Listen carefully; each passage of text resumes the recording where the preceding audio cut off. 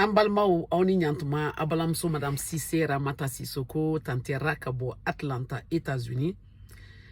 Billet jeudi doin alamisa mai kalo tle mugan ani fila le 22 mai 2025 ka malien befo Mali kono ani Mali kokan.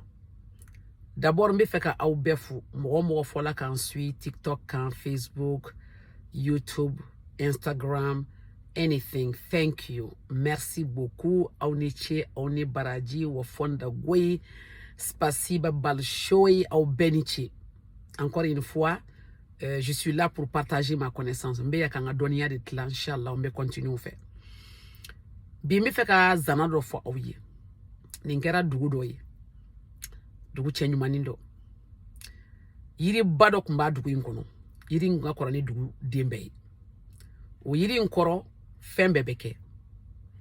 Wajulu beka koro. Kalambe ka koro. Furusiri beka koro.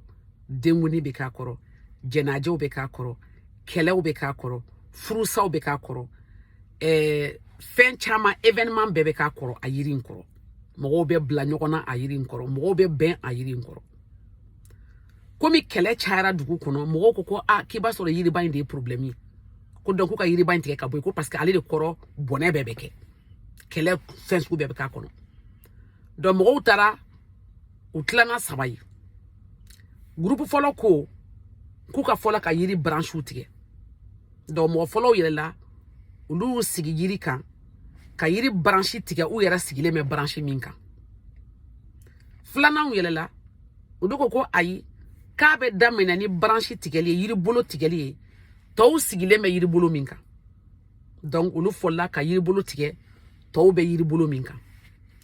Sabana ko ayi ko be temps perdu de ko yiri nganga tige a jude la kama duguma beka tige ka boy ko parce que yiri ni problème parce que ale de koro fembe beke nyogonyo beke mogo beke furusa beke tinyeta beke bade unte be o kuma beke o yiri bayin de koro o suma de koro chogoro ba hakili tige yo nana ka joko aka be muni ladi ko me kan yiri de tige e ko muna ko yiri ni anga problème e ko chogodi ko bari kele beke yiri nkoro furusa beke yiri nkoro jenajo beke yiri yere de souvenir kolo yiri yere de kanga tike parce que ale de anga problème parce que ko jugu bebe kale de kono e choroba ko chugo di ko otika awni nyanche di wa e ko yiri suma ka ote sika ko ka mesiga suma ko ga o suma inde koro kele o bebeke do sesa munun ko yiri ka kan tike o yira sigile me branche minka olu folla ka tike munun fola ko ay ko to be minka o de kanga tike folo olu fana folla ko tike amin fana ko ayi yiri mbe de kanga tike parce que ni ya ye kelera be ke yiri ne be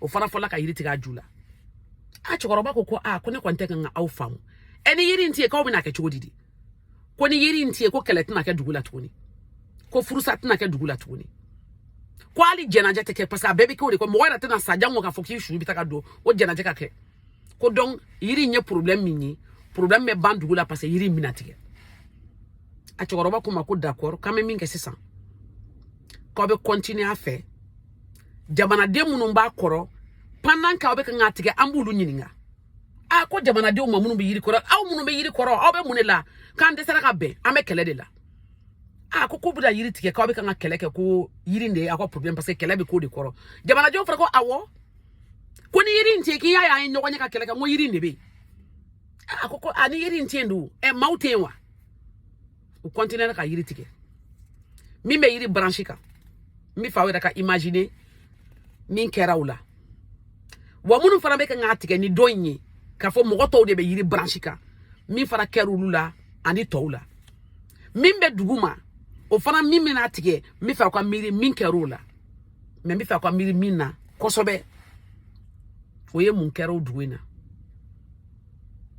munyo duwin soro yiri ntarami donc c'est wera am seka baroke histoire kofe mun kera o duwin kono aka ben siwere ambe mirin na kosobe tlefla et ame nyogon soro siwere oni chaoni baraji merci beaucoup ala kanto nyogonye love love love